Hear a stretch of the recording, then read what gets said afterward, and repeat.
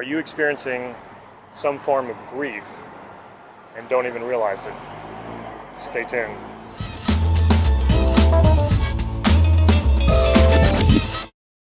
This is Damon from NLP Gym here in downtown Santa Cruz.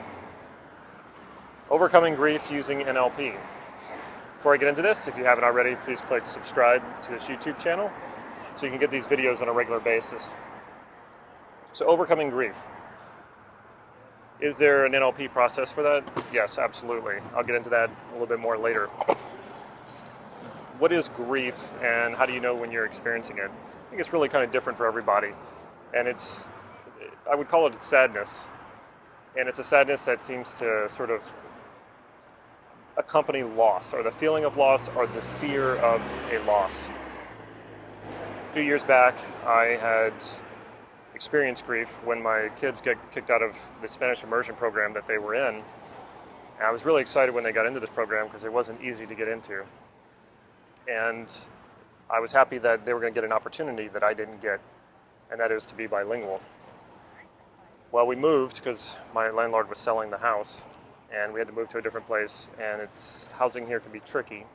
So we ended up moving to a place that was outside of the school district, and so my kids got kicked out. And I actually experienced grief. It wasn't grief on the level of losing a loved one, but it was definitely grief. Shortly after that, I did lose a loved one. I lost my younger brother, and then shortly after that, my marriage fell apart, and my wife of 8 years and I separated. So did I use NLP to help pull myself out of that? Absolutely. In fact, I would say I didn't even have to use NLP to pull myself out of it. I was using NLP before that, during that, and after that to keep myself okay. If I hadn't used NLP, I'm sure I would have found myself in a dark corner, huddled up in a fetal position, and somebody probably would have had to pull me out of that and basically force me into therapy and probably get me to take antidepressants. Fortunately, none of that happened. I stayed mentally healthy the whole time and physically healthy. And I came out a better, stronger person and a happier person as a result. And just recently, I experienced it again. Something else happened. My kids are fine. No one died. Nothing major happened. It was some smaller things. And it just really threw me off. Another thing that people will refer to, what I think is grief most of the time, is heartbreak. And we can experience heartbreak, and most of us have experienced heartbreak. And you will experience that at some time in your life. You will experience losing a loved one sometime in your life, and you will experience major losses in some way. And sometimes they're on a big level, and sometimes they're on a small level, but we experience them nonetheless. So why not use something to move on? Use something to empower yourself. Get in touch with your resources. I am not afraid to ask for help, and I would highly recommend that you take that attitude. I've survived two bouts of depression and various losses. I don't think I'm unusual in that. Most of us have some level of that, or have experienced some level of that.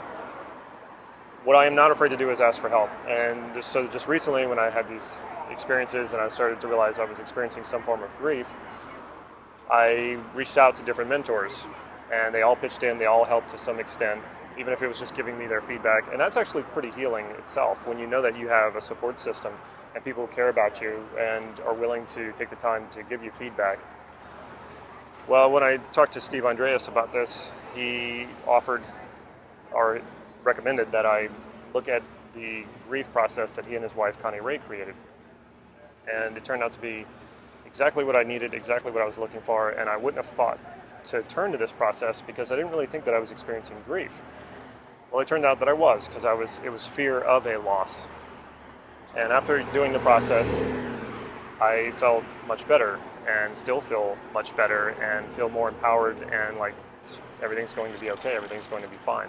I'm not going to go into the process here. I will put the link to it in the description here on the YouTube video, underneath this video, so you can check it out for yourself. And I would say you don't need to just use it for grief. You can use it for loss that maybe you don't consider grief. You can use it for fear of loss. You can use it for if you've had a big dream or something you wanted to accomplish and it didn't happen. You can also use it for that. Bottom line is, This is your mental health, and it's just like physical health.